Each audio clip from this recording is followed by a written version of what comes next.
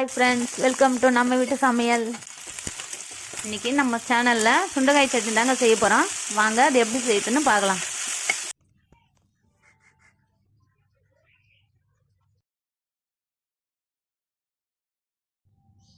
இப்போ நான் சுண்டைக்காய் சட்னி செய்கிறதுக்கு 100 கிராம் அளவுக்கு சுண்டைக்காய் எடுத்திருக்கேன். இந்த சுண்டைக்காவை எப்படியோ யூஸ் பண்ணக்கூடாது. இது உள்ள விதை இருக்கும். இதை நல்லா நசுக்கிட்டு அந்த விதையை ரிமூவ் பண்ணிட்டு தான் யூஸ் பண்ணணும். இந்த சட்னி செய்கிறதுக்கு 3 வெங்காயம், 2 தக்காளி, 10 பூண்டு, 1 ஸ்பூன் கடலைப்பருப்பு, 1 ஸ்பூன் உளுத்தம்பருப்பு, கொஞ்சம் கருவேப்பிலை, 6 காஞ்ச மிளகாய் எடுத்துருக்கேன். இப்போ ஒரு கடாய் எடுத்துக்கலாம். கடாய் சூடானதும் தேவையான அளவுக்கு எண்ணெய் சேர்த்துக்கலாம்.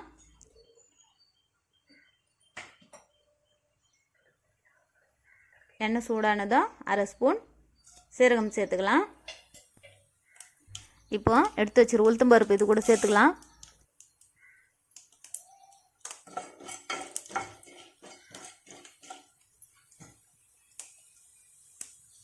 இது கூட எடுத்து வச்சுக்கிற கடலைப்பருப்பு சேர்த்துக்கலாம்.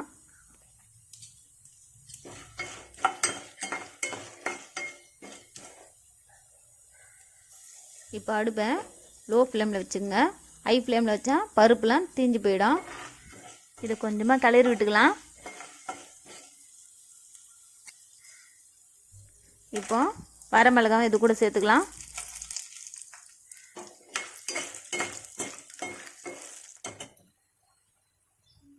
இப்போ பூண்டு சேர்த்துக்கலாம்.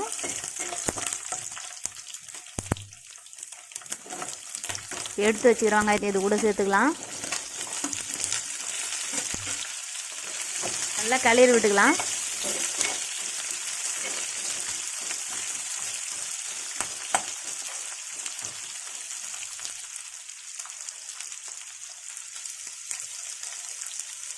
அடுப்பை இப்போ ஹை ஃப்ளேமில் வச்சுக்கலாம்.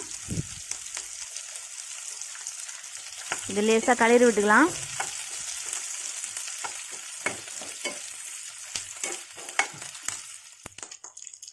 எடுத்து வச்சுக்கிற தக்காளியும் கருவேப்பிலையும் அது கூட சேர்த்துக்கலாம்.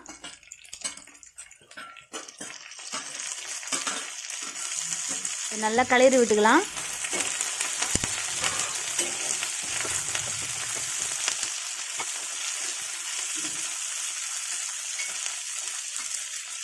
இது கூடவே நம்ம க்ளீன் பண்ணி வச்சுக்கிற சுண்டைக்காவை சேர்த்துக்கலாம்.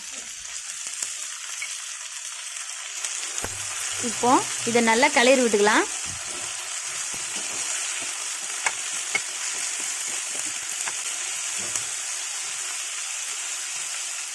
இப்போ இதை மூடி வச்சுட்டு 1 நிமிஷம் வெயிட் பண்ணலாம்.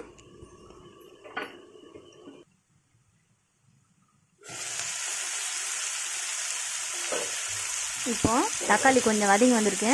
இதை நல்லா கிளறி விட்டுக்கலாம்.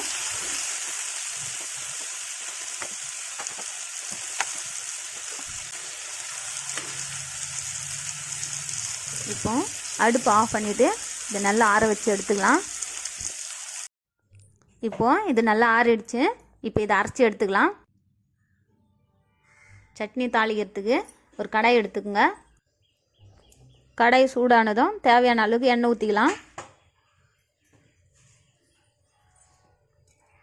எண்ணெய் சூடானதும் 1 ஸ்பூன் கடுகு சேர்த்துக்கலாம்.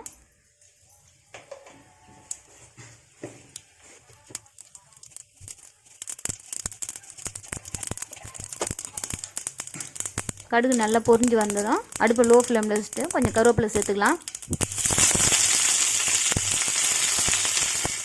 இப்போ அரைச்சி வச்சுக்கிற சட்னி இது கூட சேர்த்துக்கலாம்.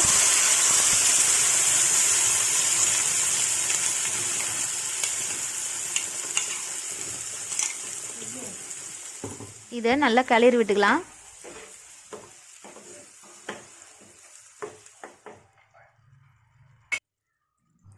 தேவையான அளவுக்கு உப்பு சேர்த்துக்கிட்டு இதை நல்லா கிளறி விட்டுக்கலாம்.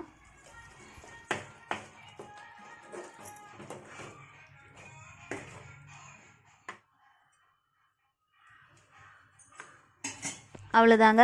இப்போ அடுப்பை ஆஃப் பண்ணிக்கலாம். அவ்வளவுதான், சுவையான சுண்டைக்காய் சட்னி ரெடி ஆயிடுச்சு.